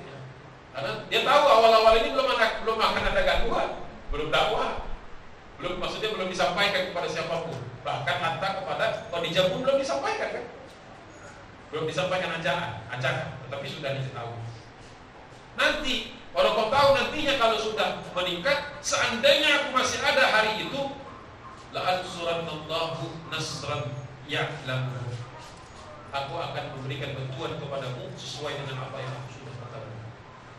Jadi warokah sampai begini. Ya. Nah, thumma adna, kemudian dia merapat, raqsuhu minhu, mendekati kepala Nabi sallallahu alaihi wasallam, faqabbala yafuhu, kemudian dia mencium bagian tubuh Nabi. Thumma sarafa Rasulullah sallallahu alaihi wasallam ila manzilihi, kemudian Rasulullah pulang ke rumah. Itu pertemuan dengan Waraqah. Jadi Waraqah itu sayang kepada Muhammad sallallahu alaihi wasallam. Para Nasrani belum diciumnya. Kalau suatu hari nanti saya masih hidup, kamu sudah mulai didustakan, mudah-mudahan aku bisa menolongmu dengan apa yang aku ketahui. Jadi kita harus lebih bisa lagi menolong agama Allah Subhanahu wa taala. Karena kita muslim. Ya, seluruh kaum muslimin sahabat dan saudara kita. Dimanapun kita harus berupaya semaksimal mungkin untuk menolong. Oke. Yang ini saya skip. Ayat-ayat yang kemudian turun setelah itu Al-Baqarah ayat 185, Al-Qadar 115, Al-Dukhan 115, Al-Anfal 41. Ada bagian dari surah Al-Anfal itu yang kemudian turun. Ini adalah catatan Ibnu Hisham. Nah, harusnya habis, tapi waktunya masih. Masuk Islamnya Khadijah. Ini ekstranya kita tambah. Islam Khadijah binti Khuwailid. Wa amanat bihi Khadijah binti Khuwailid wa saddaqat biha bima ja'ahu min Allah wa wazaratuhu ala amrihi wa kanat awwala man amana billahi wa bi rasulihi. Sesungguhnya Khadijah adalah orang yang pertama kepada Allah dan Rasulnya. Wa saddaqa biha ja'ahu min, membenarkan apa yang datang kepada Nabi. Wa khaffaqallahu bidzalika an nabiyhi, kemudian meringankan tugasnya itu, memberikan keringanan atau meringankan masalah-masalah yang dihadapi Nabi. La yasma'u syai'an mimma yakrahuhu min raddin alaihi wa tuqdiba lahu Fayahzunuhu dzalik. Tidak ada satu perkataan pun yang menyakitkan Nabi yang datang dari orang-orang setelah ini yang kemudian menolak dakwah Nabi, kecuali Khadijah itu mengatakan kecil itu masalah kecil, masalah ringan. Ditolak manusia itu masalah ringan. Jadi begitu, meringankan beban Nabi. Illa farrajallahu anhu bihi idza raja'a ilaiha nuthabbituhu wa tukhaffifu alaihi wa tusaddiquhu. Terus semua sifat-sifat kebaikan Khadijah radhiyallahu anha. Jadi selalu kemudian memberikan, menyemangati, meringankan, membenarkan, memandang remeh semua yang kemudian negatif datang kepada Nabi sallallahu alaihi wasallam. Jadi harus ada kita itu pembelaan, ya. Seperti itu masalahnya dengan mari kita hadapi. Belum seberat itu. Ini harus ada. Jadi memang yang namanya curhat zaman dahulu juga sudah ada. Jadi Rasulullah ngomong sama Khadijah, ini saya sudah begini bagaimana? Jadi ada diskusi. Jangan kemudian masing-masing memendam masalah. Suaminya pulang, diam. Ada masalah, kenapa? Lalu nggak ngerti juga lah. Ini sering begitu, bahaya ini. Walaupun nggak ngerti, sederhanakan dong. Ya kan? Kalau misalnya diomongkan apa adanya nggak ngerti, sederhanakan supaya dia ngerti. Supaya kemudian terjadi dialog dan kemudian sebagaimana Nabi saling meringankan dengan Khadijah, terutama Khadijah waktu itu. Ya, meringankan. Sampai saking luar biasanya ya pengorbanan Khadijah ini kepada Nabi sallallahu alaihi wasallam. Ya, setelah dia masuk Islam tentu saja. Qala Ibnu Ishaq an Abdullah ibn Ja'far ibn Abi Thalib qala Rasulullah sallallahu alaihi wasallam umirtu an ubashshira Khadijah bi baiti min qasbin la sakhabun fihi wala nasabun. Kalau enggak salah ada di sini. Jadi Rasulullah SAW pernah suatu hari aku diperintahkan untuk menyampaikan kabar gembira kepada Khadijah bahwasanya dia sudah disiapkan kapling rumah. Sudah dibikinkan rumah. Orang pertama yang punya rumah di Menti. Orang pertama yang punya rumah di surga Khadijah. Min kasbi, kasyaf dari mutiara. Ya, kalau mutiara itu ada dalam rongga. Yang di dalamnya la sohobun fihi wala nasobun. Di dalam rumah itu tidak ada teriakan keras dan tidak ada keluhan karena kelelahan. Kemudian banyak ditafsirkan oleh para mufassirin. Itulah kalau mau tahu seperti apa rumahnya Khadijah, seperti apa seorang wanita yang tidak pernah hilang dari ingatan Nabi, sampai-sampai membuat istri-istri yang kemudian setelah itu cemburu karena Rasulullah sering mengatakan hal-hal tentang Khadijah, sampai Aisyah pernah mengatakan, kenapa wanita itu yang sudah tidak ada lagi di sisimu masih saja engkau ceritakan. Ada statement seperti itu nanti kalau kita masuk ke dalam rumah tangganya Nabi. Karena ini di dalam rumah Khadijah itu refleksi dari rumahnya di surga, rumah yang di dalamnya tidak ada teriakan dan sudah malu kita karena rumah-rumah kita berisiknya luar biasa. Dan tidak ada keluhan, kelelahan. Karena Khadijah itu kalau dimintai bantuannya nggak pernah nolak. Bahkan lebih daripada yang dibutuhkan dia beri. Jadi tidak ada rasa lelah. Jadi Khadijah kalau ditanya nggak pernah lelah. Diajak ngomong Rasulullah siap ngomong, diajak Rasulullah kemana berangkat, diajak ke sini. Selalu jawabannya siap. Jadi buat para ibu-ibu yang mendambakan menjadi Khadijah bagi suaminya, itu diantara hal yang kita perlu teladan.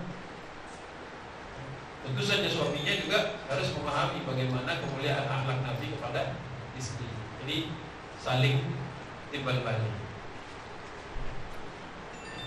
Tidak ada teriakan keras dan tidak ada kelelahan di dalam. Nah, sampai kemudian malaikat Jibril alaihissalam disampaikan anna Jibril ata Rasulullah sallallahu alaihi wasallam, mendatangi Rasulullah, aqri bi Khadijah assalama min rabbiha. Suatu hari Jibril sengaja datang kepada Nabi bukan untuk menurunkan ayat, hanya mengatakan kepada Rasulullah, sampaikan salam kepada Khadijah dari Rabbnya. Satu-satunya wanita yang setahu saya, sepanjang saya membaca, itu pernah mendapatkan salam langsung dari Tuhan. Salam. Apa jawabannya lebih dahsyat lagi. Faqala Rasulullah SAW, ya Khadijatu, hadza Jibril. Karena Khadijah nggak bisa di Jibril kan? Jadi Rasulullah sebagai perantara, ini ada Jibril. Lihat, ada Jibril di sini. Ya, yukri'uki assalam min rabbik. Dia mengatakan kepadaku untuk menyampaikan kepadamu, sana Khadijahnya di sebelah sana, menyampaikan kepadamu assalam. Ya Allah, tak perlu banyak-banyak kalau sudah mau ngomong assalam saja. Kalau sudah mendapatkan keselamatan dari Allah Subhanahu wa taala, sudah tenang, hidup kita udah beres, depan belakang samping kiri kanan atas bawah. Jawabannya, faqalat Khadijatu, Allahus salam. Aku sampaikan salam kepada Allah, tolong sampaikan. Rasulullah jadi pendengar gitu ya. Tolong sampaikan, aku menyampaikan salam kepada Allah. Jibril, istriku bilang, sampaikan kepada Roh assalamnya. Wa minhus salam, kepada dia juga, kata Khadijah. Sampaikan juga kepada Jibril assalam, salamku kepada Jibril. Ngomong lagi, Jibril, salam dari istri. Wa ala Jibril salam. Wa minhus salam, minhu ini berarti buhnya itu kepada Nabi. Tolong, ya nggak perlu ngomong lagi. Salam kepadamu wahai Rasulullah. Baru kemudian wa ala Jibril assalam. Tolong sampaikan juga kepada Jibril. End of the story. Singkat, padat, jelas, kualitas. Siapa yang pernah ketemu seperti itu? Karena belum ada orang yang beriman yang lain. Hanya Nabi dengan Khadijah saja waktu itu. Dan sudah menunjukkan kualitasnya sehingga pantas mendapatkan salam dari Allah Subhanahu wa taala. Mudah-mudahan kita semua di sini, kalaupun memang malaikat tidak bisa menyampaikannya, tetapi kan setiap penutupan amal, ya, itu kan malaikat-malaikat naik ke atas kemudian menyampaikan amal-amal kita. Selama 1 tahun ada tahunannya, selama 1 bulan ada bulanannya, selama 1 hari ada hariannya. Itu naik-naik semua. Ya, ini adalah salam-salam kita. Mudah-mudahan amal kita begitu bisa dilaporkan kepada Allah SWT. Sampaikan salam, tapi tunggu nanti setelah dia masuk surga.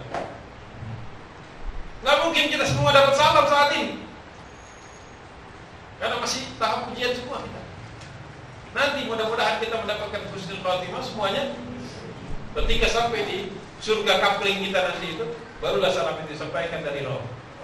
Nah, pada saat itulah mudah-mudahan kita mengingat momen-momen itu. Oh, dulu Khadijah lebih dahulu dari kita dapat salam. Mudah-mudahan kita semua nanti mendapatkan salam pada akhirnya, insyaallah. Amin ya rabbal alamin. Thumma fatara al-wahyu an Rasulillahi fatratan min dzalik. Setelah itu lama enggak ada wahyu, ada yang disebut dengan fatrah. Fatrah itu kekosongan, jeda. Kemudian ada masa di mana jeda enggak ada wahyu, hatta syaqqa dzalika alaihi fa ahzana. Sampai kemudian Rasulullah itu merasa sedih. Jadi ada waktu cukup lama, di mana Jibril kok enggak datang lagi? Ada salah apa? Ya kan? Salah apa kita ini? Faja'ahu Jibril di suratil Duha. Turun, makanya kalau kita tahu surat Duha itu diantaranya, kalau kita nggak ada waktu membahas ini, waktunya sudah habis. Surat Duha nanti pas tafsir saja, serahkan kepada ahlinya. Tafsir surat Duha itu adalah suatu kabar gembira bagi Nabi, semua termasuk juga ujian. Ketika Allah Subhanahu wa taala menjeda waktu antara ayat-ayat sebelumnya dengan ayat berikutnya. Nah, satu Duha ini termasuk surah yang kemudian turunnya komplit. Kalian tadi kan ini ayat sekian, ayat sekian. Duha, ya, nanti bagus juga dicarikan tafsirnya. Di sini juga ada, tapi waktu kita terbatas. Ya, tapi perlu kita ketahui Rasulullah SAW itu pernah merasa kok ditinggal, kok nggak ada nih, ada sesuatu apa? Itu ada masa yang disebut dengan fatrah. Masa. Setelah itu bab berikutnya adalah Rasulullah SAW, Allah Subhanahu Wa Taala mewajibkan salat. Bukannya Isra Mi'raj? Pertanyaannya kan begitu kan? Sesungguhnya salat itu pertama kali diturunkan, ya, tidak lama setelah salat duha itu. Dan Aisyah radhiyallahu anha qalat, "Ufturidat as-salat ala Rasulillah sallallahu alaihi wasallam awwal ma ufturidat alaihi rak'ataini." Dulu awal-awalnya sholat itu hanya 2 rakaat. Kullu sholat. Jadi di Isra Mi'raj itu adalah penyempurnaannya. Tetapi perintah sholat itu sudah. Jadi para sahabat itu bukan baru mau sholat setelah Isra Mi'raj, yaitu kurang lebih tahun ke-10 Bi'tah. Tahun ke-10 Bi'tah, 10 tahun setelah Nabi diresmikan sebagai. Tidak mungkin kemudian dalam waktu 10 tahun itu sahabat tidak ada sholatnya sama sekali.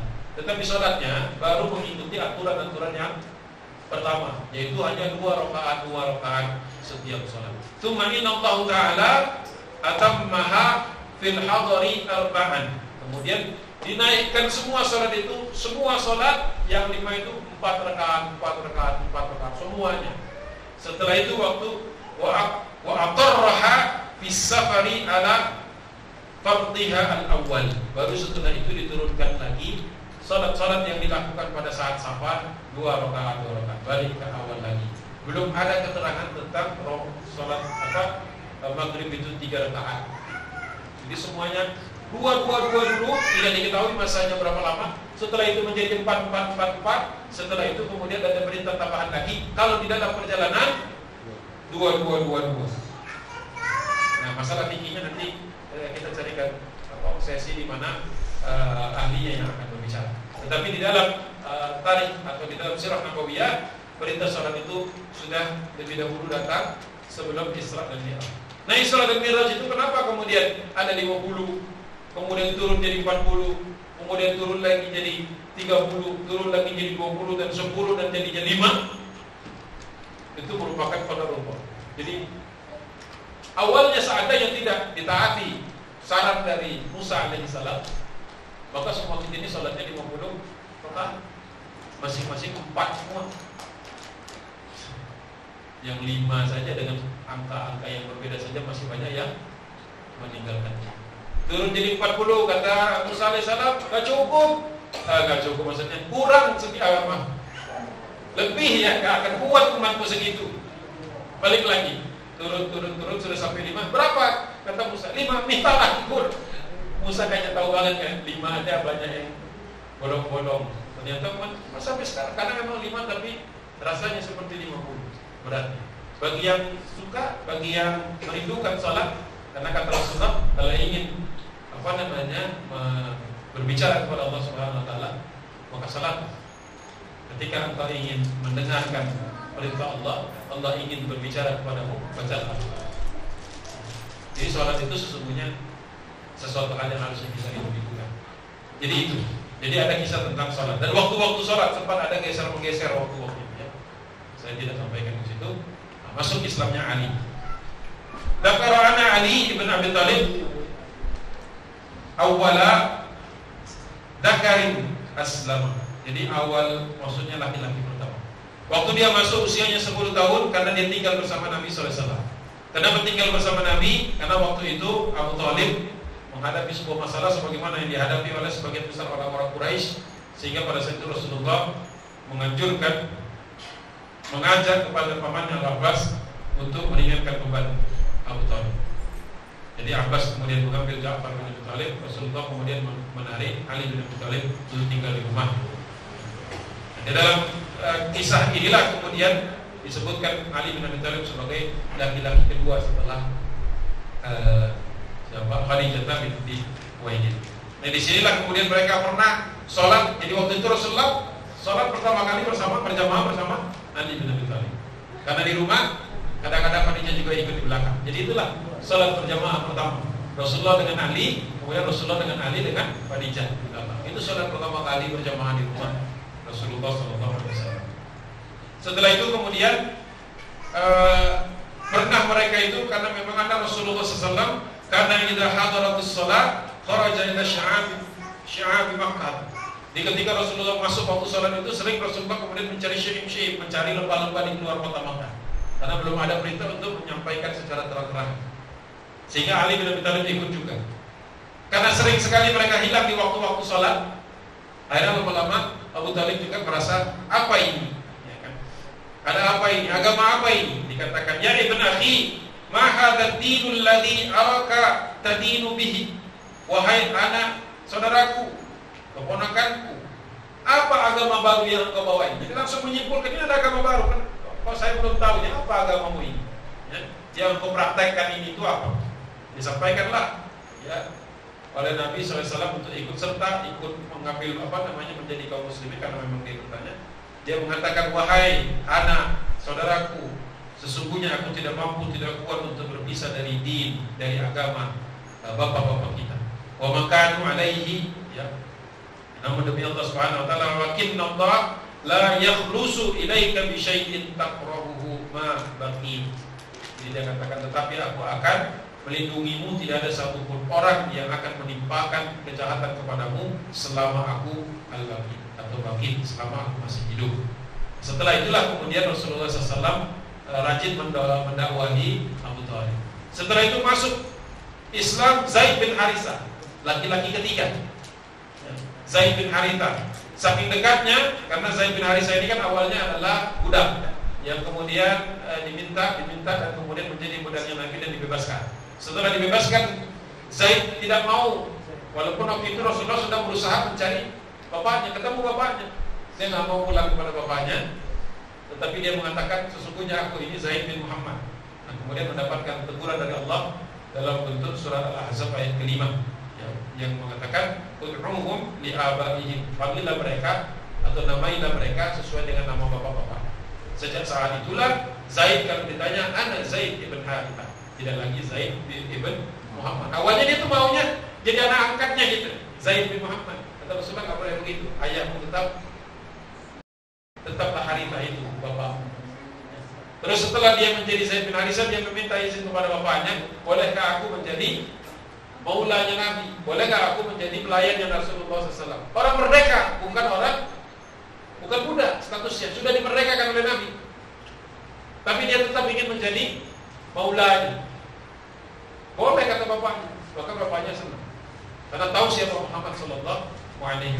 Akhirnya dia menjadi sekretaris utama. Jadi di situ mulailah kalau sholat berjamaah sudah ada Ali, sudah ada Zaid bin Haritha. Kalau sedang di rumah atau sedang di tempat berpergian atau sedang bersama Khadijah, maka Rasulullah dengan Khadijah saja.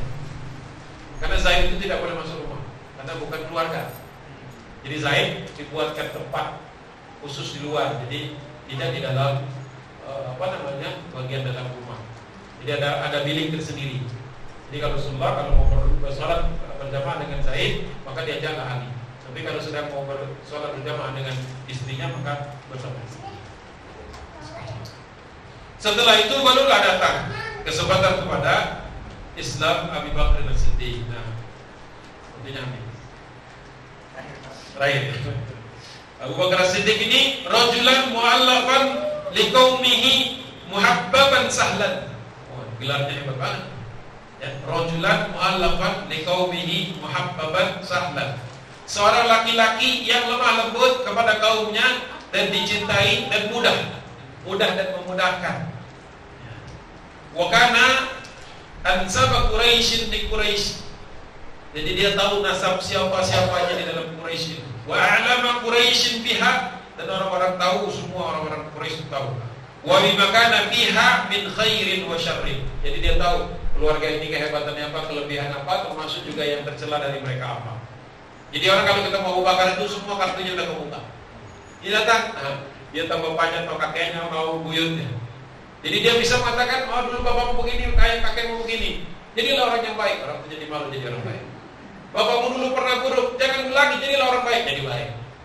Jadi dia tidak menggunakan informasi itu untuk memeras orang, tetapi menjadikannya. Nah, kita lihat, wa kana rajulan tajira, dia juga termasuk orang yang kaya raya.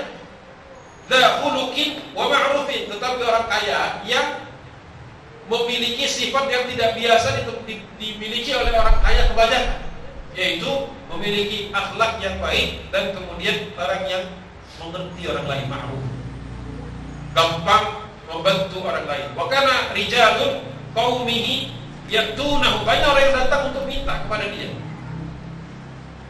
Wa ya'laqunahu li ghairi wahidin min al-amr, bahkan kemudian orang-orang tersebut tidak ada satupun yang tidak dia tutupi, yang tidak dia bantu urusannya. Jadi orang kalau ada apa-apa tuh ke rumah Abu Bakar aja. Karena tidak pernah orang keluar dari rumah Abu Bakar itu dengan tangan hampa.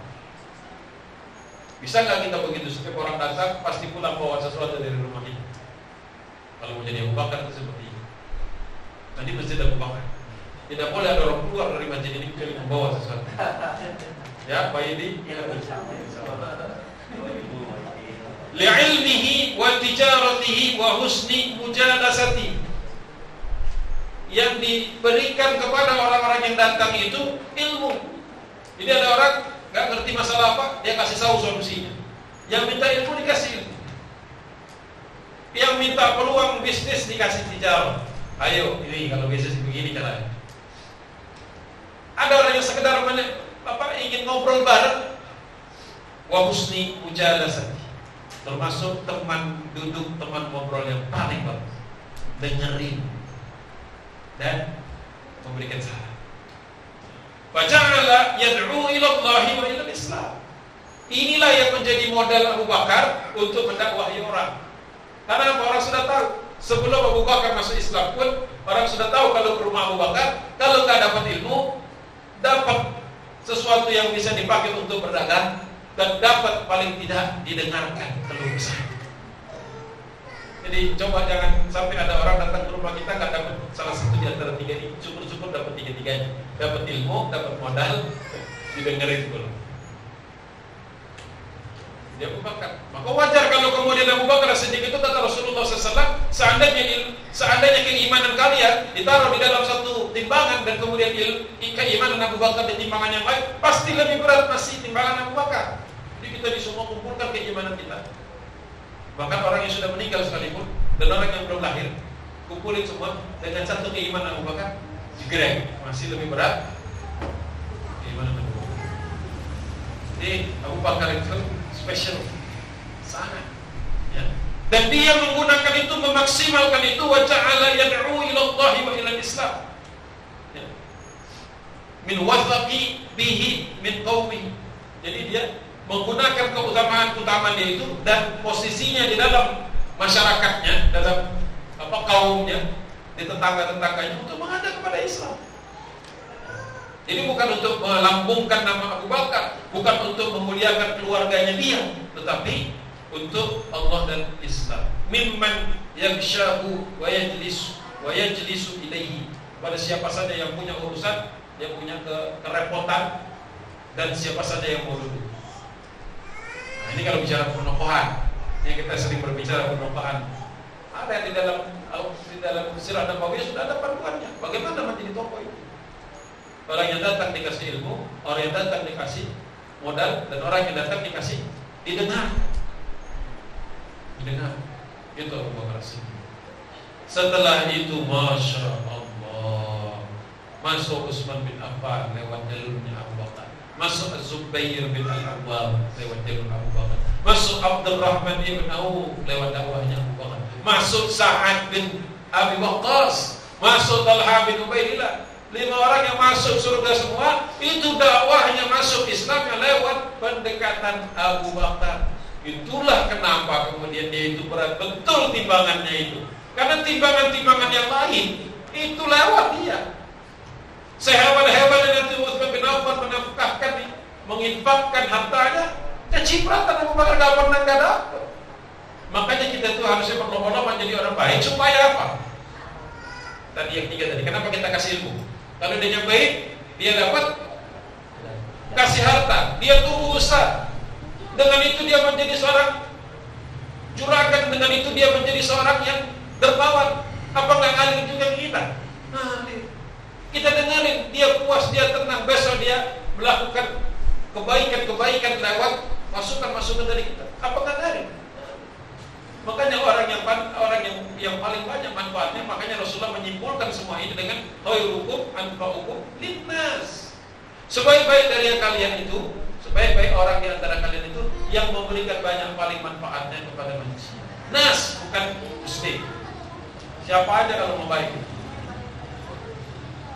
Makanya ya Utsman bin Affan hebat, kurang apa lagi? Az-Zubair bin Auf, Abdurrahman bin Auf itu hartanya Masya Allah ngalir mana-mana.